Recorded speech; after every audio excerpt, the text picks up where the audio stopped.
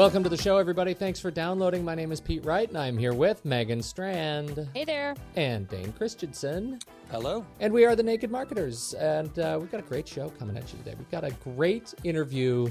We have a fabulous interview with Brian Dominguez, who is does not like to be called the king of product management and brand management, but is aspiring royalty to brand management and product development. So he's got lots of interesting things to say about being a big company and trying to stay nimble, and so it's great. It's a great interview. And don't forget, living in the dirty, dirty. Living in the dirty, living dirty. in the dirty, dirty.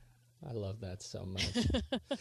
Yeah, so it's a great interview coming up. So make sure to hang out, listen all the way to the very bitter end. For the interview with Brian Dominguez. And other than that, anything else going on this week, guys, that really hit you over the head? Ton of bricks kind of stuff. Any great big news that you need to share? Cricket. Really? Cricket. Really? Wait a minute. You're supposed to be the one with the big news that's hit you over the head. Yeah, you threw me off. I got nothing. All right. Well, I have some news. It's snowing in Salt Lake. It's April 29th, and it's snowing in Salt Lake. Oh, that is big news. Yeah, welcome to Hoth. So the big news we have this week is it's not actually great big news. We talked about iAds last week or the week before. The prices are coming out. The Wall Street Journal has an article this week about exactly what Apple will be charging for iAds, and I think this is interesting. The article says that they're going to be charging potentially as much as $10 million just to buy into the program. That is insane. It is insane, especially when, again, as the article continues, they're used to paying between $100 and $200 grand just to get into the mobile space. And I think that really reflects what is going on in the mobile space right now, that ads, the ad platforms, it seems a no-brainer for Apple to jump in and try to take a piece of this platform revenue. It makes a ton of sense. It looks like they're going to charge as much as from the article, Apple's planning to charge advertisers a penny each time the consumer sees a banner ad, and when the user actually taps, Apple will charge up to $2. So that could be a very expensive and rich way to get your message out there. Here's what I don't like about that. You are just slamming the door to any company that does not have hugely deep pockets. I don't think you are. I don't think you are. You don't think so? No, I don't. Because does that mean? The market is going to will out in this case. There will be advertisers that go with iAd, that have the money to go with iAd. There will be marketers that go with advertisers that go with whatever Google goes with. There is always going to be an ad platform for whatever you have to spend. I just believe true. that. I agree. You may not. I mean, if you have the money to put $10 million into an ad campaign on iAd, then you have to have the money to develop an application, an ad app, that is rich in experience and have the developers. I mean, you got to be able to pay for a lot to get into this. And if you want, there is always going to be text ads. That's all I'm saying. What's a Super Bowl ad going for now these days? I don't need it. Do people still watch the Super Bowl? No. Well. They get previews of the commercials. They're still expensive. They are still expensive. What did they run? $1 million, 15 seconds. For 15 seconds? Right? Yeah. Are you making that up? He might be, but it sounds about right. Well, I make a lot of things up.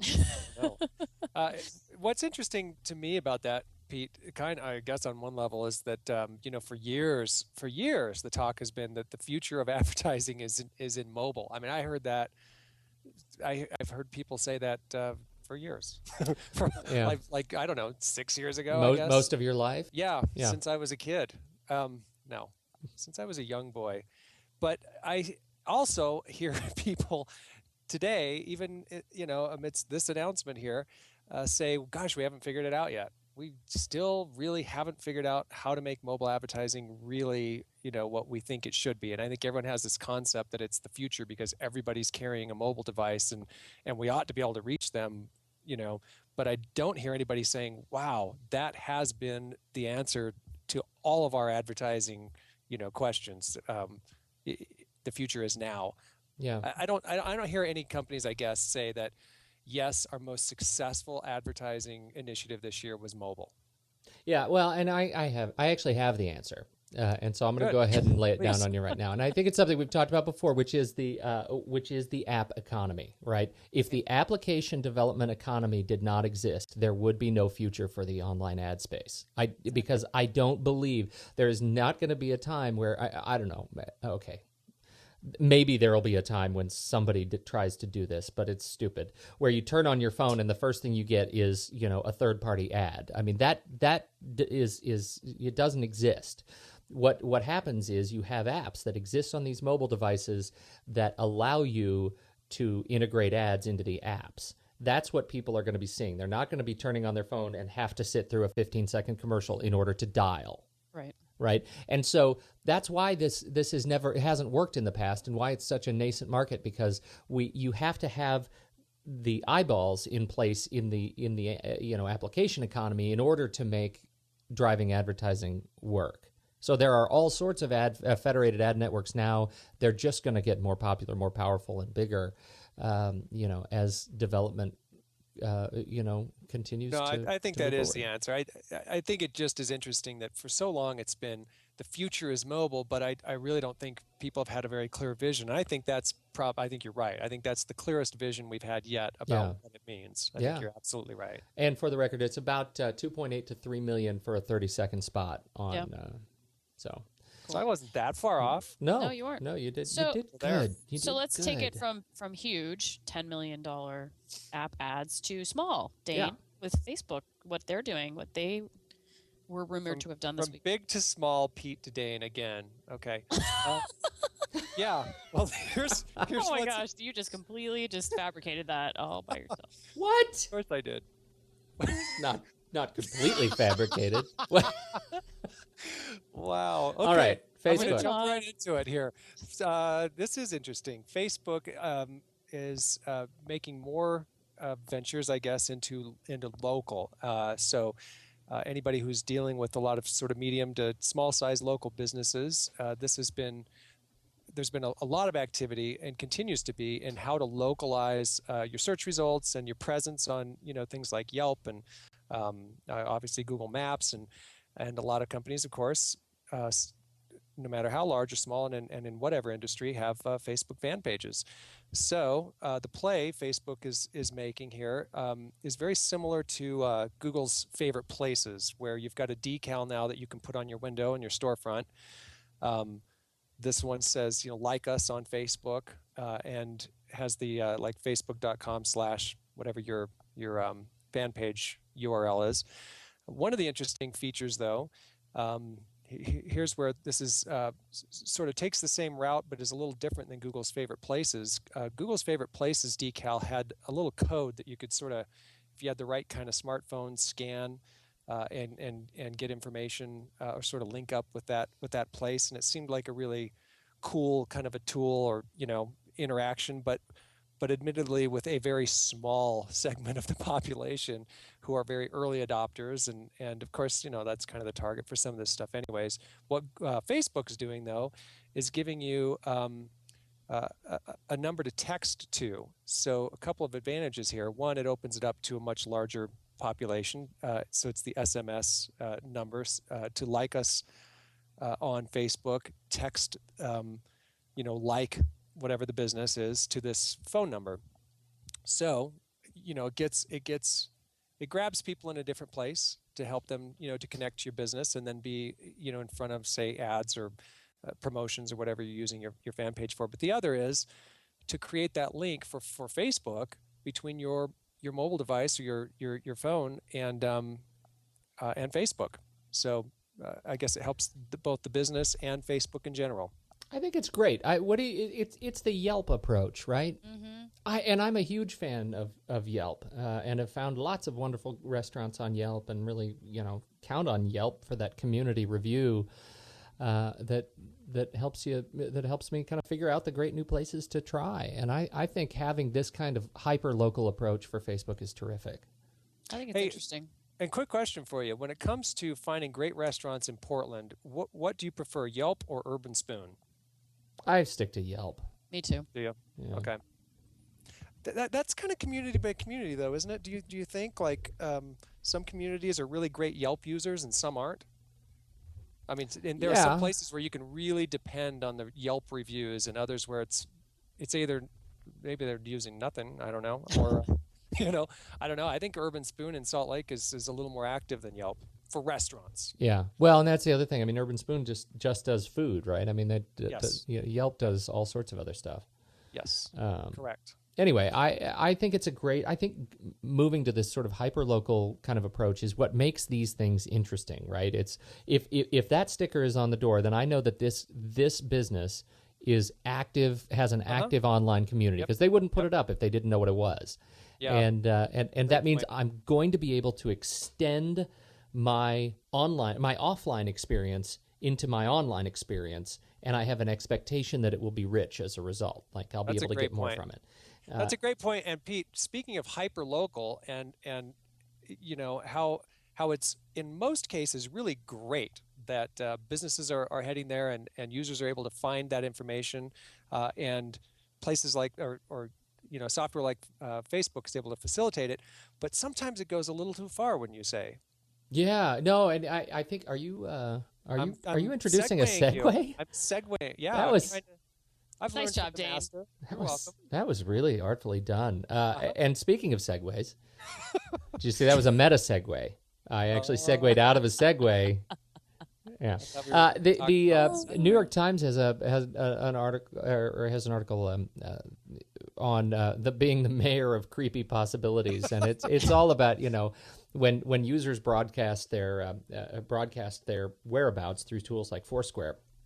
What are they giving marketers the ability to leverage? And this is one of those talking out of both sides of my mouth discussions, because on one hand, you're absolutely right. And from the article, if you check into work and then you leave work and then you check into a bank and then you check into a store, it's a behavior that in aggregate we might be able to use to transform the way we market to you in the offline world.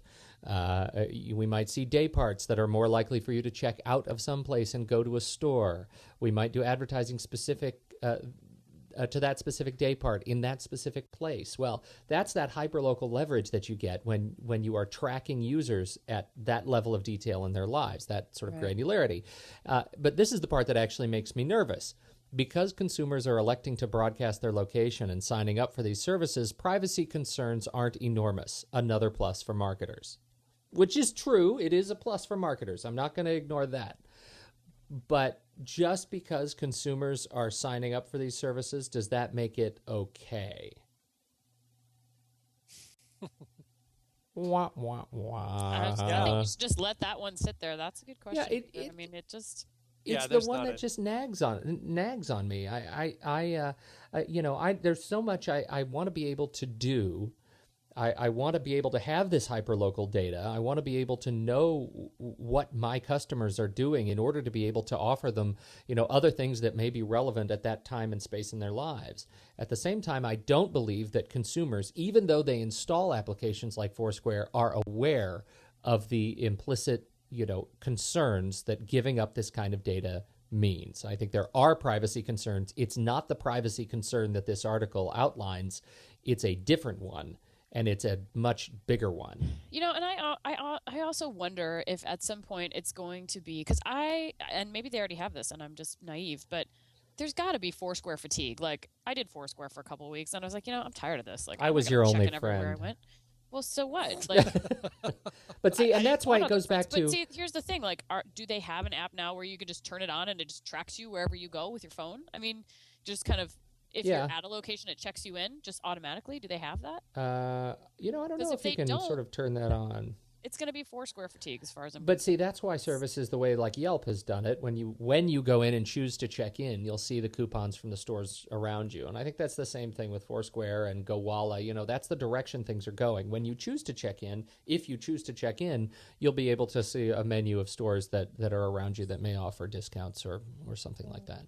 And so that's, there's something to that. But to be able to analyze day parts about when I'm checking in or out of my work, right. and into the dry cleaner, and people will do it. Hopefully your boss Yeah, isn't sure. on Foursquare. Yeah, that's right. The privacy question is always relevant and it's always important, but I think it's always also going to be overblown at some point. That there's always going to be a little bit of over concern Yeah. when we have uncertainty.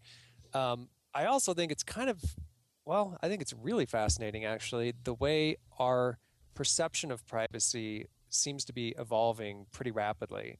And, what does privacy mean and what's shareable and what's not, and what are we comfortable with? And I think a great deal of the population today is much more comfortable being public about things that would have not really been that a lot of people would not have been comfortable with 10, 20 years ago. Right. It's that whole living out loud experience. And I think that's very true, but it's still a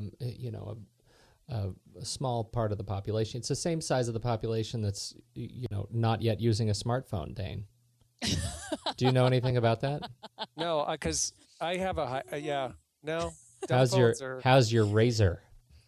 Stay Oh tuned. no, I don't have anything that advanced. Snap. I have It's- I don't How's know your what flip my phone? is. Oh, Flips. Well, speaking of yeah. speaking of following, here's another segue for you. LinkedIn just announced, I think just last night, that That's they are how now, cutting edge we are, by the way. Last That's night. right. That's Yeah. right. LinkedIn has just announced that a new feature there you can follow a company. So it's not a status update like Twitter, but essentially you're going to be receiving status updates from companies. So, who their recent hires and promotions are, what new job opportunities may be, and when they change things on their company. So this is an interesting little. I like LinkedIn because it's a nice mesh between like this sort of hip social media tool and the real. I don't even know what it's a mesh of, but like this huge professional community. Like there's a lot of people who are comfortable with LinkedIn and are not comfortable with Twitter. Well, and so LinkedIn is a nice mesh between I agree. And I think one of the things, if you as I do help companies with internet marketing and social media and help them to kind of come along. And one of the things that I feel with Facebook is that in most cases you're sort of helping them in some, maybe to feel comfortable that Facebook does have relevance for their business, and then you're having to sort of force their message a little bit into that space to say, okay, you're probably not used to interacting with your customer this way, but or maybe you thought of Facebook as a very personal place to share, what you're doing, but no, it has professional relevance. It's a great branding tool for businesses, which it is. But LinkedIn, you're right. I think it's an easier acceptance, I guess, for businesses. And it still looks pretty corporate, that makes people feel comfortable. Well, this is so interesting, especially for larger businesses, that the updates are about, new hires or position availability. One of the things that I have talked to businesses about, I think that LinkedIn is important even for smaller businesses to have a presence on, partly because it's great for search results. And one of the things that I've told businesses in the past is it's a good idea not only to have your business, have a presence on LinkedIn, that you've sort of registered your company and it has a profile, but I would ask, as many of your employees as possible should really have also a profile linking to your company's website, where it's got the opportunity for my company and a hyperlink, so that you've got even a larger presence than just, I guess, your profile. And this takes that to another level. I think it's a good thing. Well, and that's a good point, because LinkedIn is smart enough to know that when you're mostly going to be looking at people's profiles, so you can follow their company through that person's profile. You can go to the company profile page and follow it there, or you can say, oh, look, Dane Christensen is with Strike 10 Media. I'm going to follow Strike 10 because I'm looking at Dane's page. So yeah. Well, I think it's good. I think it's good for I don't know, if you're in my position and again trying to help companies along with their place, I guess, in social media and internet marketing. This is a good tool, and one that I think is going to make a lot of sense for most businesses. Can I say something else about LinkedIn? Yeah. And I want your opinion on this. I actually had a woman ask me how to unfollow me on LinkedIn, unlinked me on LinkedIn, because she didn't like that my Twitter status feed was updating my LinkedIn because I just had it automatically linked, and it was essentially clogging her status updates because it was just all my Twitter updates. Well, how often does she get status updates? Well, you get that like anytime you click on your page, you can see your friend's status updates, and it was apparently just me with my Twitter feed. So what I actually did was that's going to hurt your feelings. Well, but I think it hurt my feelings a little bit. I don't know her all that well, but it hurt my feelings a little bit. I told her how to unfollow me if she wanted, but I did unlink it because I thought, I think there's something to be said for. Well, I'm right with you on that. I think there's something to be said for, if you're not on Twitter, like a lot of the Twitter vernacular, if you will, is just kind of, you're like, what the hell does RT mean? What does, at mean? Like, what is all that? And I think it can be annoying. So I unlinked it, and then I only, through Hootsuite, I'll post things to LinkedIn maybe once or twice a day versus, And isn't the default option when you go through LinkedIn to connect it to Twitter, the default option is that the only status updates that show up on LinkedIn are the ones where you use the @ or the pound sign? Is that right? If you do pound in from Twitter, it'll link to LinkedIn. But you can also set it. Yeah, so that is the default. But you can also set it so that it just takes everything. Is updated. So, but through Hootsuite now, I see all my little things, and I can choose if I want to do Twitter, Facebook, Naked Marketers, like all my Twitter accounts. I can do one tweet and it can hit a bunch of different places. So, but anyway, right. I thought that was interesting. That is interesting. Almost as interesting as our interview today. Let it sink in. That was another segue. Another segue. How? Wow. Don't you think it's time to? We should. Let's work on that. I'll pay you $1. That's okay. And back at pay you. Each other. The interview today is coming right up. We've got Brian Dominguez coming on, joining us right momentarily. So stay tuned because we are going to bring the smart. Yay. Today we are excited to be joined by Brian Dominguez, who I personally like to think of as the king of branding and product management.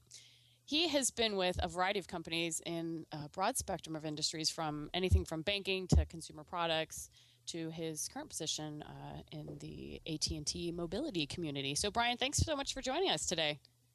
Yeah, I'm glad to be here, and thanks for setting the bar so low as the king of branding. That was going to be my first question. How does it feel to be considered by Megan Strand the king of branding and product management? That's quite a laudable achievement. One of the things I think is paramount to branding and marketing is setting customer expectations.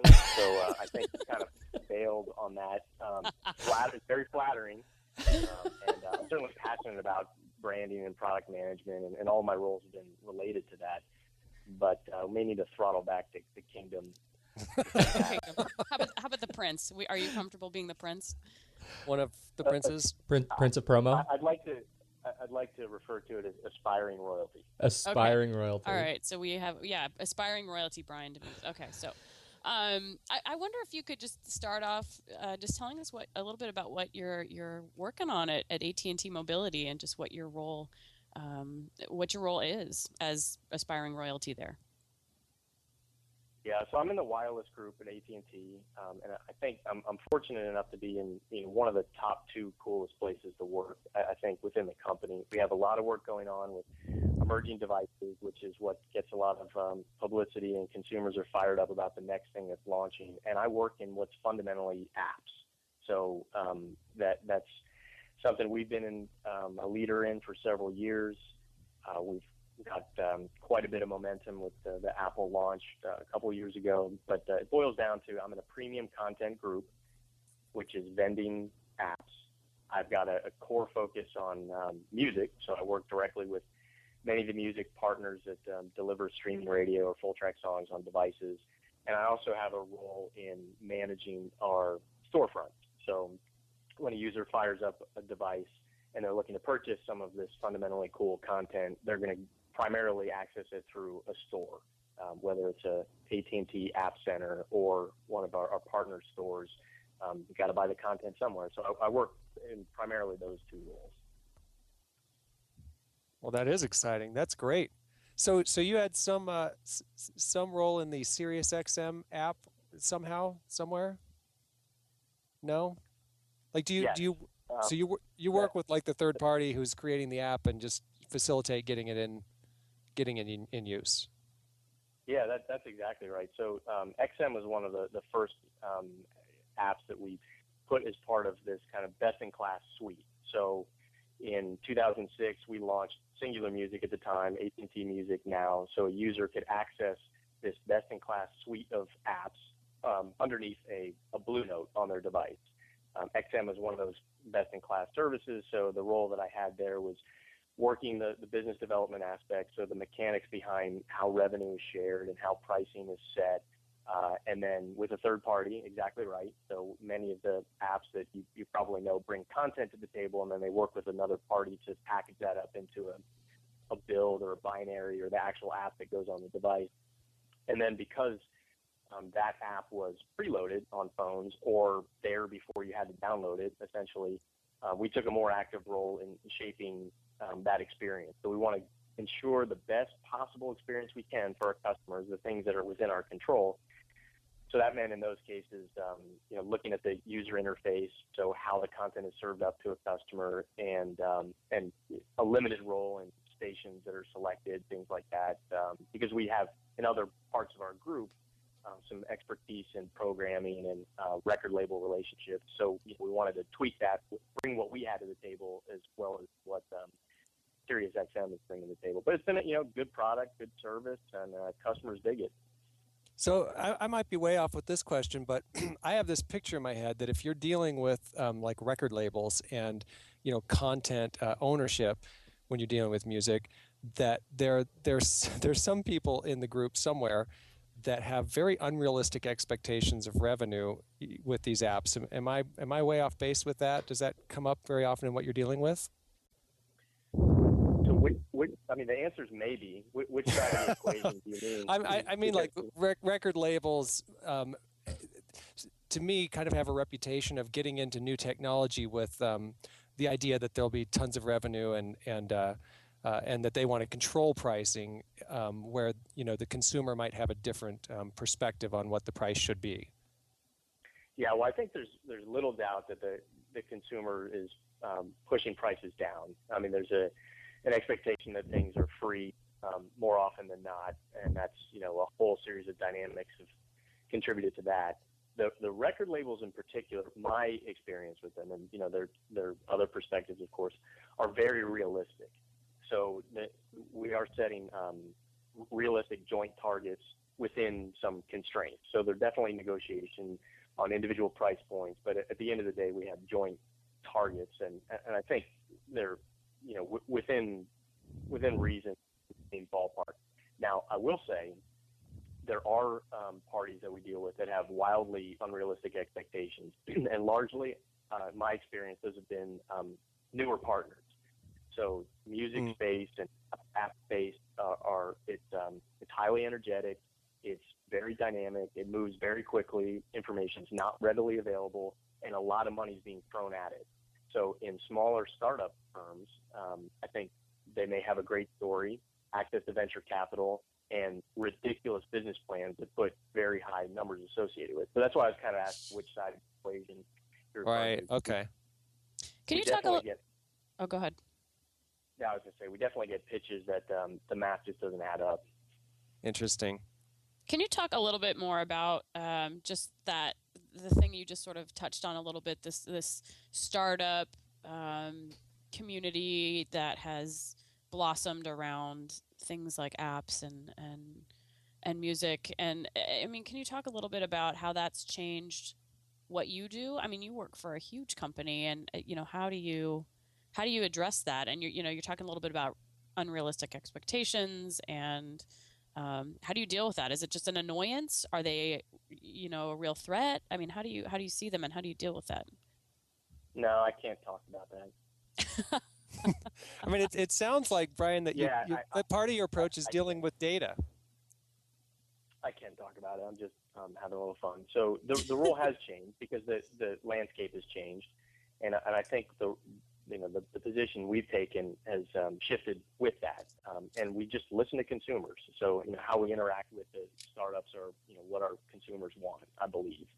And several years ago, I think that meant partnering with what we believe were best-in-class experiences, for playing music, shopping for music, discovering music. And that's what you saw when you came to the products that I work with, the best that we could find. So as the startup community and continues to rage, which is great, more innovation, more choices. The challenge for our group, I think, has been creating a process to deliver that to consumers in a way that's as simple as possible, because too much choice really gets sort of confusing, and benefits all the parties involved. Choice for consumers, ability to extract value for the content partners or the venture capitalists, and for AT&T leveraging the assets that we have. So getting straight to the answer that I think is to your question, what that means for the position that we've taken is much more open. So putting things in place today that are the backbone for all of the apps and titles and things to just come in, let consumers voice what's good and what's not. We will put in place things like technology guidelines to protect our consumers, so that malware or odd things don't wreck their experience. Industry-wide content policy guidelines. As funny as it was that I was testing let's say, pornographic radio app that my wife didn't think was very funny. We do have content policy guidelines to try to make sure that those things are met industry-wide. But the role that I think we're evolving to is bring it on. We're going to facilitate that, and let the consumers decide. So one other thing that I'd add is we do have, part of the role that I play is entertaining pitches. And these pitches come from all over the place. Good ideas, good referrals, executive introductions, things like that. And I really enjoy that. They're just really innovative things that are coming to us that we evaluate. We may get behind, we may white label it, we may fill a gap in one of our existing product sets. So, that stuff's just cool. It's knowing what's on the pulse. It's trying to deliver that for our customers. Because of course we have our own set of products that we're very proud of, and that's all part of the competition we set up amongst ourselves. We want to bring those choices to make ourselves better and ultimately benefit customers. And yes, data is definitely part of it. I'm extremely jealous all of a sudden. That just really sounds like a cool place to be in this universe right now. Brian, definitely not without its challenges. We are a big dog, so that's easy to take pot shots at. It has different protection guidelines, which limits the speed that we can react in some cases. But we're definitely watching it. And to the comment of a beta environment, we do have formal betas where providers can submit apps that they want to test with our consumers, and we welcome that. And then we have the internal tests where just stuff comes to us all the time, and we check it out and work with partners to try and deliver it. I'm curious, and I hate to jump ahead of you, Pete. I'm sorry. Yeah, whatever. A minute ago. Sorry. I hate to do it, but But you will. Yeah. I'm curious, Brian, if there's a part of the country that predominantly these pitches are coming from. Are you able to sort of get a pulse on where the app development community is the strongest? I'm really tempted to use the word Hotlanta, but I think we've covered the dirty. Dirty. That there's a campaign to ban Hotlanta. So yeah, they do come from a couple hotbeds of development. I don't think this will be too unexpected, but we see Bay Area as a very big geographic location. The Northwest is a lot of development in that activity as well. So that is Seattle. Excuse me, Seattle area. I get choked up thinking about Seattle. And then some interesting parts of the country that are developing, and this by no means is a comprehensive list, but certainly see Denver. There are some smaller plays in Boston. There are New York City hotbeds. Atlanta is a legitimate candidate that I would put in there with some great things the city and the state have done to attract that. And not to close the door on international development. There's a boatload from Israel that we see, and some other interesting countries that we either work directly with or through partners. India is another example, but Israel jumps out as one of the hotbeds for ideas and capital and some cool stuff that's coming. Fascinating. Wow. Okay, Pete, go ahead. Is it my turn yet, Dave? You may now address the royalty. Well, I wonder if you could talk just a little bit more, Brian. I'm really fascinated by a couple of things you said. First of all, too much choice is confusing for the consumer, and how that it works with this message of kind of bring it on open access to this developer community that you want developing for these platforms. I mean, particularly when you look in contrast to what you're trying to do with the Android store and the Android app ecosystem, where they're it's very much kind of automated process. Here are some programmatic guidelines that are when apps are welcomed into the store, but you can install them anywhere, et cetera. And the iTunes app ecosystem, which is much more closed and competing with your own efforts on your own network in your own company. How do all those things work together? How do you maintain that flame of openness and yet be sort of agile and responsive to customer needs and complaints and demands and interests? Yeah, it's a really insightful question, and that is at the top of our minds and have been for several years now. So I'll try and break that into a couple pieces. The simplicity versus choice is a fundamental thing that we work on constantly, and I think the way I look at it is it's simplicity in the entrance and as much complexity and choice as the consumer wants to drive behind that. Android market's a good example.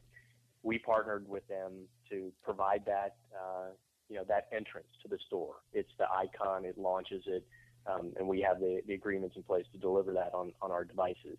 What a consumer does from there is the complexity they introduce and the choice that they introduce. So just to be clear, what you deliver for Android on Android devices on AT&T is providing access to the store as if it's another app in your platform. That's exactly right. Okay. And there are other cases, other platform operating systems where the simplicity isn't as clean cut, but we believe it's still a relatively easy entrance. So a gateway to the content. So pick another operating system that might have a Microsoft, a Windows marketplace on it, as well as an AT&T App Center. So now we've got two shopping choices with slightly different content, but still the simplicity of here's the door to the store, and then beyond that is something that consumers can choose. So that's one part of the simplicity versus choice answer, in my opinion. There are plenty of smart people that would have other opinions. Another part of the simplicity versus choice answer I'm particularly proud of, because it's a product that we've worked to deliver to consumers, called AT&T Music. So there are many choices that users have today: how to stream music, how to purchase music, how to discover music, share music. So one way to do that is to cobble together the many different applications that provide what you think is to meet those needs. Another way to do that is what we've just recently launched on a limited number of handsets and are expanding through the rest of this year, which is it's all in one place. So we've combined what we've seen in the landscape with streaming radio, personalized radio with an unlimited number of channels, and shopping for tracks with the thousands of catalogs the songs from catalogs, and the IDing services like matching lyrics or the IDing a song by holding the phone up to the radio. So it's bringing those services together in one app. So those are, I think, kind of two answers to the simplicity versus choice answer. Now the openness one is related to that, I believe, and that's where I think AT&T has done some very public strides toward boosting developer communities. So hosting the kind of interaction with developers to allow them to bring their ideas, and then the apps beta program to submit the kind of applications, And then I think more concretely, an Apps for All program, which our CEO announced at the beginning of this year, which is literally expanding the choices for putting less restriction around what comes onto our network, and specifically that's a Brew mobile platform in addition to the Java. So two different types of things. We were predominantly away from Brew mobile before, and we publicly announced that we're in it to win it across the board now. So that should be exciting news to developers that the doors are opening wider, and we want to partner with them for the best solutions. The last piece of it around the iTunes or the Apple App Store, and very similarly with Android or the other stores, they have their own set of content guidelines. So we honor those. Some of them are more open about the application submission process than others, but our role there is enabling the store as a choice, and then the openness within those stores are kind of things that are best handled by those providers. Did I hit the things that you were kind of interested in there? Yeah, I think you did. I mean, you're hitting to one of the things that I think, my impression is one of the biggest challenges for you, if I can project a little bit and tell me just how wrong I am, is AT&T as a platform, as a wireless platform, and as a platform that is really working so hard to, stay ahead of the device technology curve. And yet your group within AT&T is working to stay, to stay ahead of and relevant in a space that is so dominated by the market discussion around, app development and apps exclusive of, a specific device. I mean, I don't hear as much. I'm excited to hear about, Brew Mobile and these kinds of announcements. I think you're right. I mean, the tools available for developers to get in and develop wonderful new things that you can do on these devices are really powerful. How do you kind of mitigate this issue of staying relevant and competing against your own internal groups? It focuses on developing the gateway to enable these dynamics to happen. So that is the streamlined ingestion process, the openness on some of the things we talked about. I think that the other piece of it is putting internal pressure on delivering solutions in the face of this. I don't want to say chaos, but it's in the face of this momentum and dynamic environment. So those are the investments we make to deliver value, like an AT&T Music with a premier user experience and some of the choices behind that. But I certainly don't want to gloss over what you're saying, which is there's a lot of competition.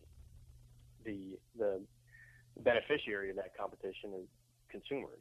Absolutely. So we welcome it. We're not always going to win it, but we're definitely going to continue to strive to do that. Well, I'm sorry, I'll let you finish. Go ahead. I was going to say we're in a unique position to deliver solutions that other solution providers can't, given the assets that we have and the technologies that we've developed. So we're going to continue to capitalize on those, which again should be a good thing for the three folks on this call who are going to buy some AT&T content after we get off. Nice plug.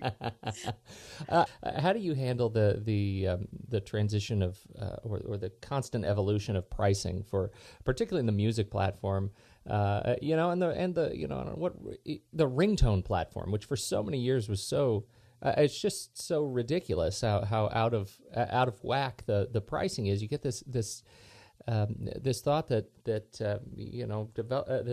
the music licensors don't understand the marketplace that is evolving in front of them, and yet here's AT&T just trying to provide access, grease the skids, and get people buying content. There seemed to be such a disconnect for so long. Do you think that the publishers and licensors are starting to get it, or are they still in the dark? Yeah, so you've got all the good questions. I think that there are some constraints that we work within. content does have some hard costs.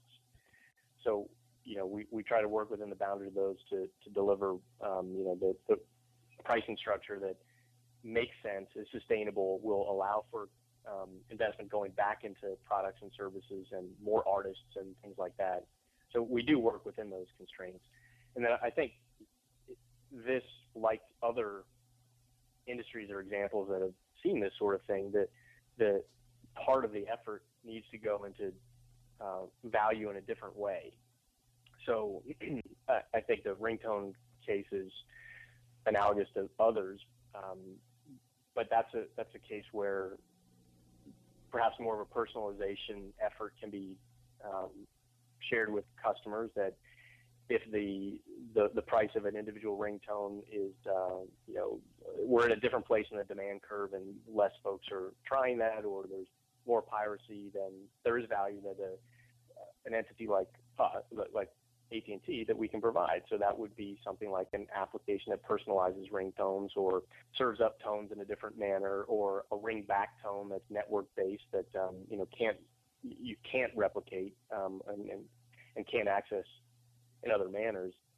So I think that's all to say. It shifts the effort a little bit to where the ball's going, I hope. And if I can mix some more metaphors, I'll try and do that.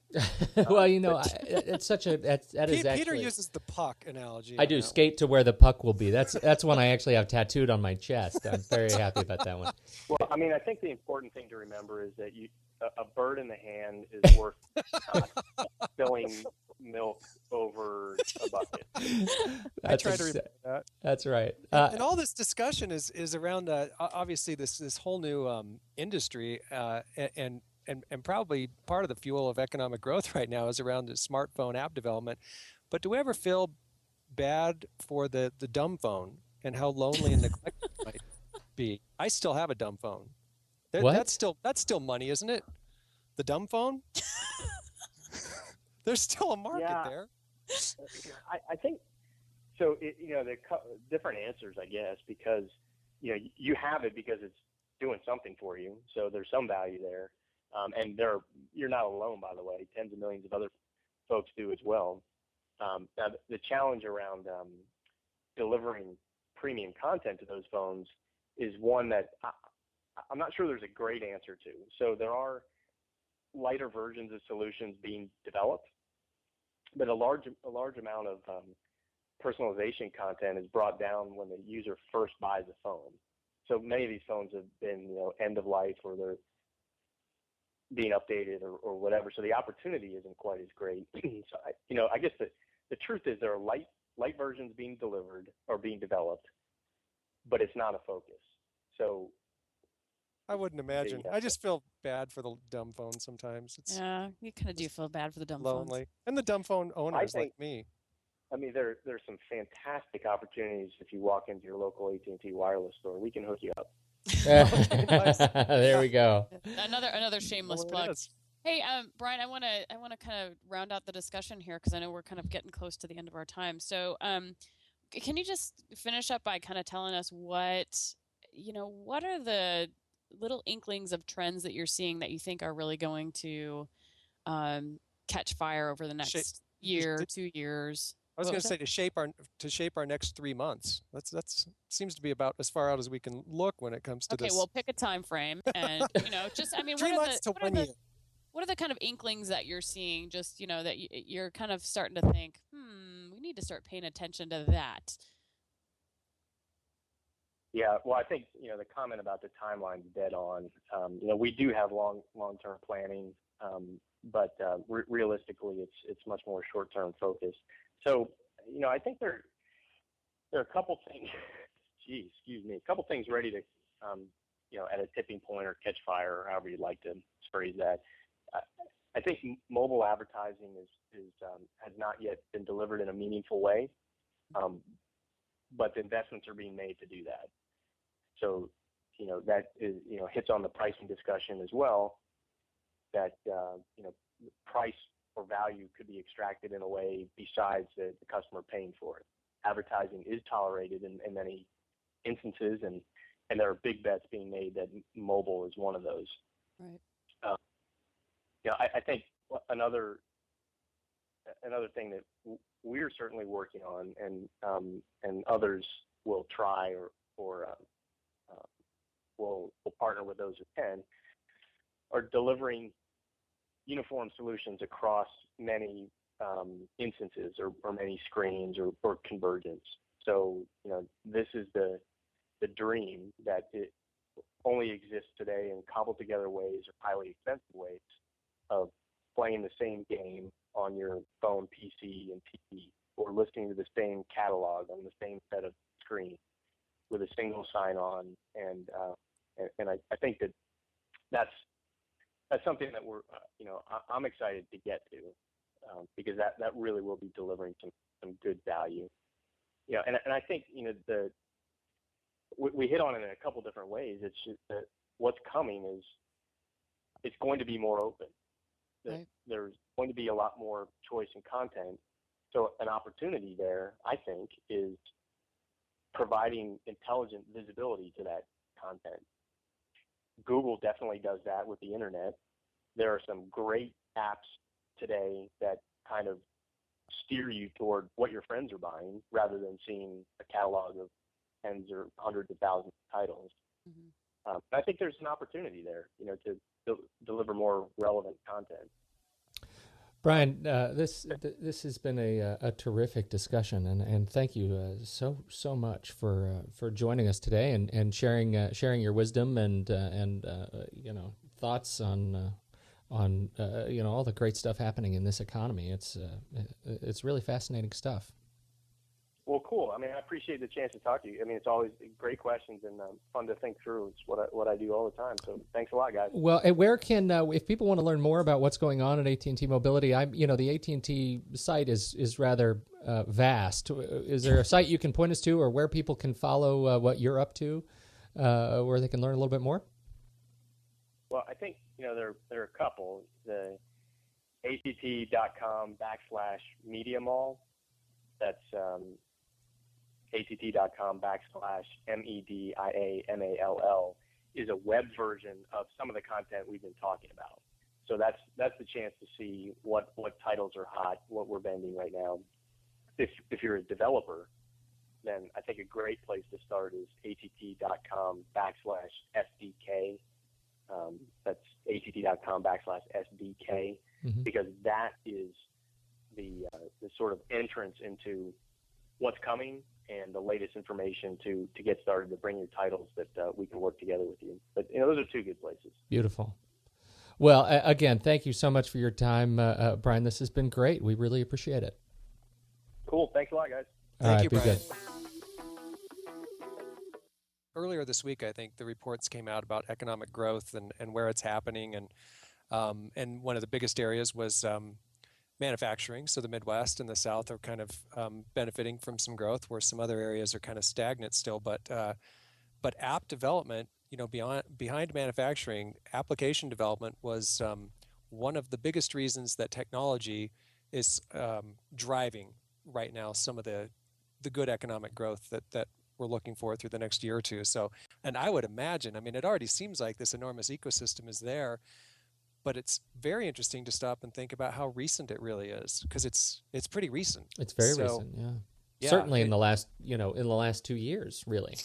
Yeah. Isn't that crazy? Yeah, it's crazy. I'm actually sad we didn't get to talk to Brian. I wanted, if we had another 15 minutes, I wanted him to talk about, he talks so much about having things being consumer driven and listening to the consumer. I'm really curious to know how they do that, well at AT&T. Yeah. Because they are this huge behemoth.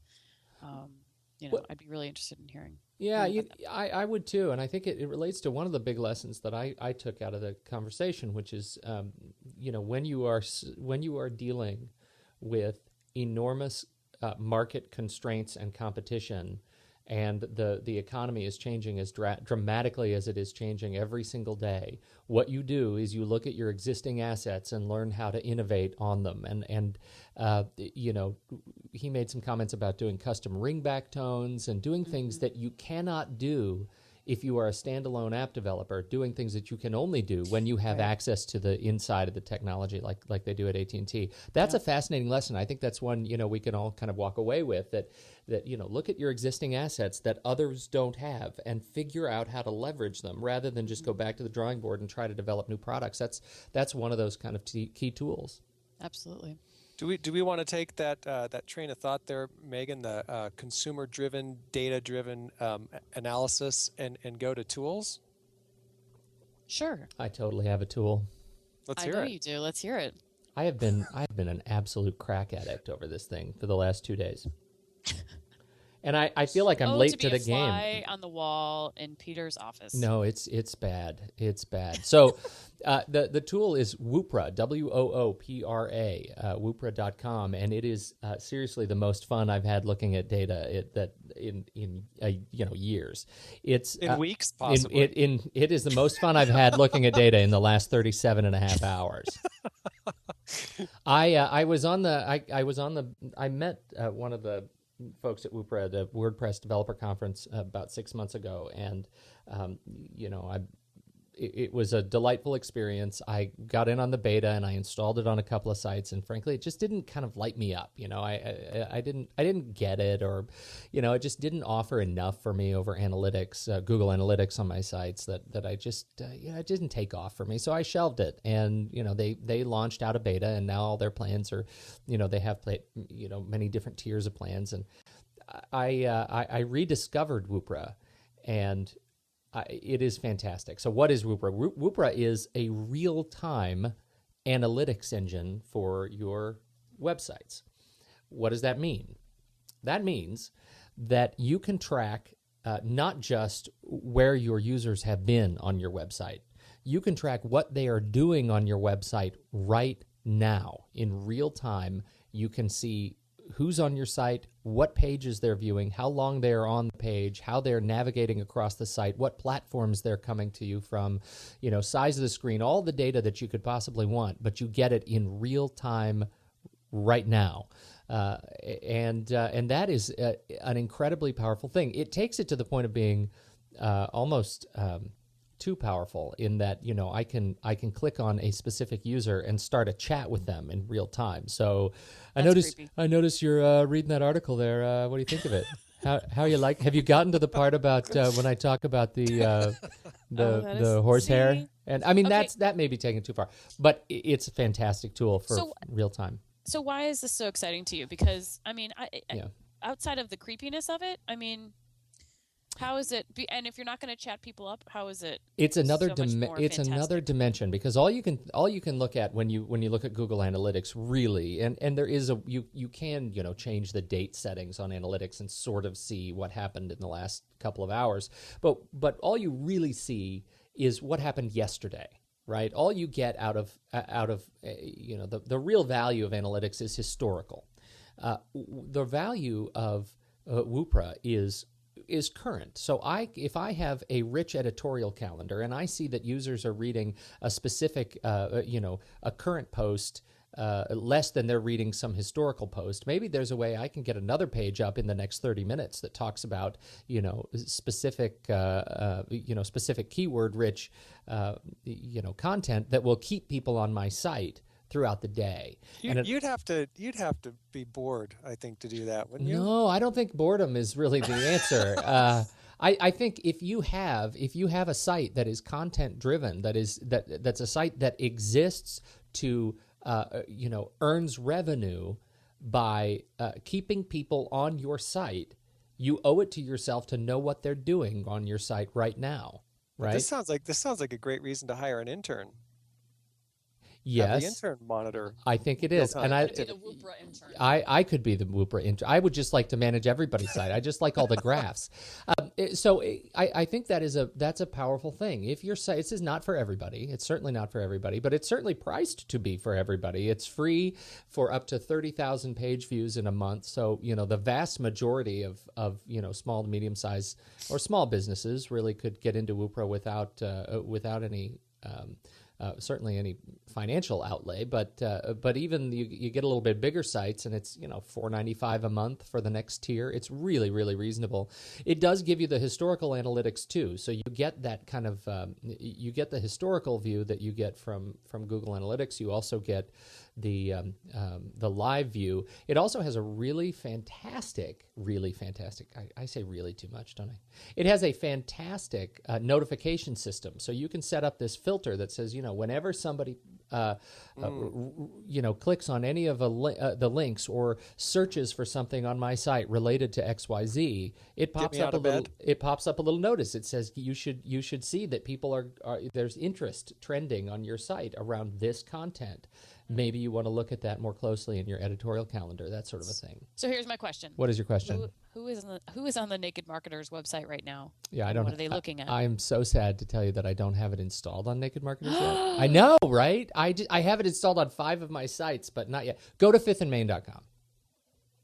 Right Just now? Yeah, go ahead and go there right now, and we'll do a little live test. Sweet. And Don't you're gonna chat me up because that's gonna creep. It's like okay. I won't chat you up. Mythbusters. It is like Mythbusters, Okay, I'm right? there. Pray this works. Pray this works. I'm there. What am I supposed to do now? Anything you want. You're on the homepage right now. Yes, I am. Yes, you are. Now where am I, Peter?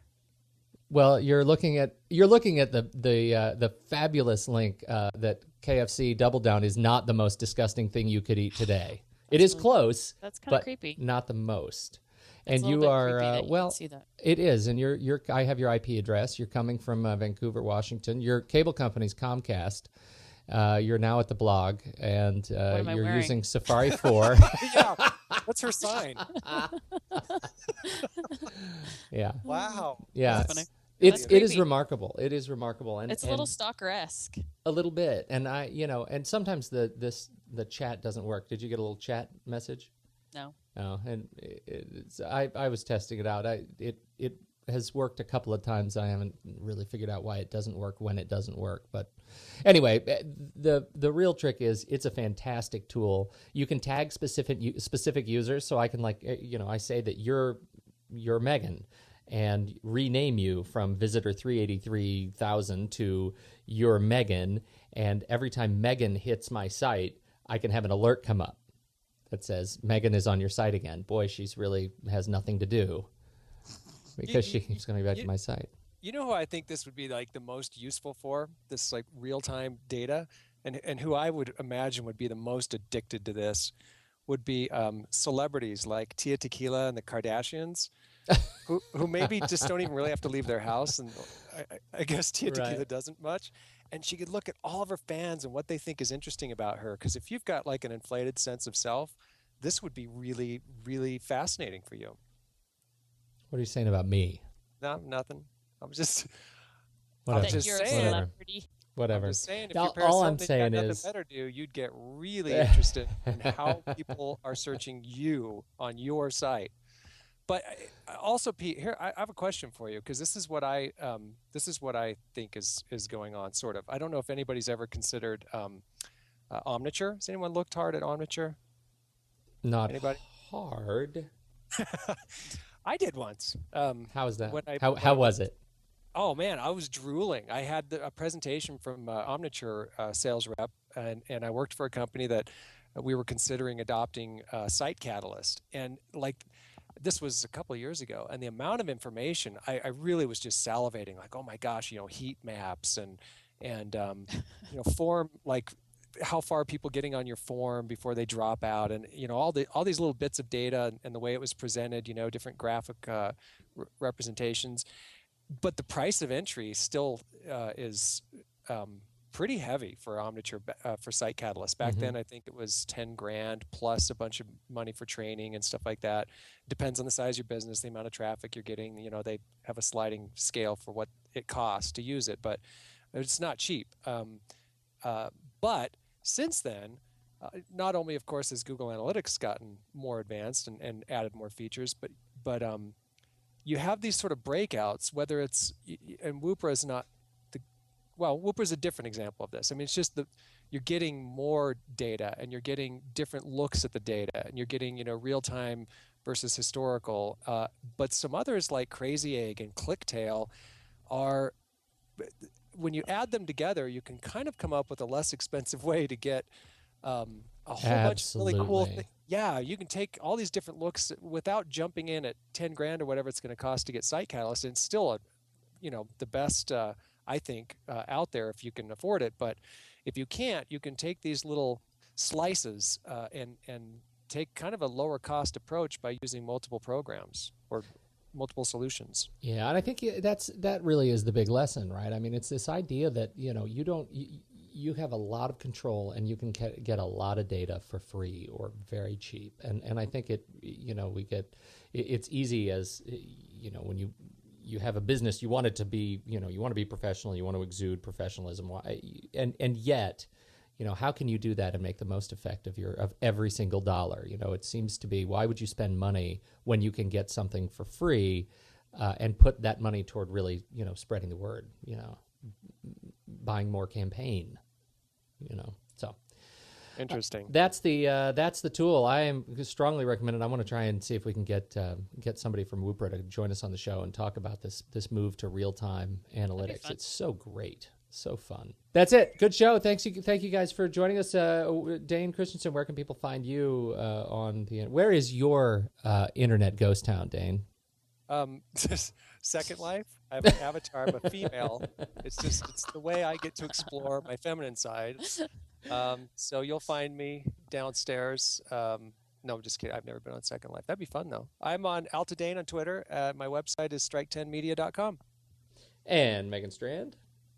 I am at Megan Strand on Twitter, and encouraged.com with an I, encouraged.com is my website and blog. Indeed. And I am Pete Wright on Twitter, and fifthandmain.com is my site. You can find out more about the show at thenakedmarketers.com. Please stop by if you want to follow us on Twitter, Naked Markets. And subscribe to the show on iTunes. Please subscribe to the show on iTunes. After last week, you guys are doing a great job. We got a nice little jump this week in iTunes subscribers, which is really great. Thank you so much. And please continue to subscribe and enjoy the show. If there's anything you'd like to know or recommendations of tools we should look at, please drop us a line and on the website, and we'll do it. On behalf of Dane and Megan, I'm Pete. And join us next week for another episode of The Naked Marketers.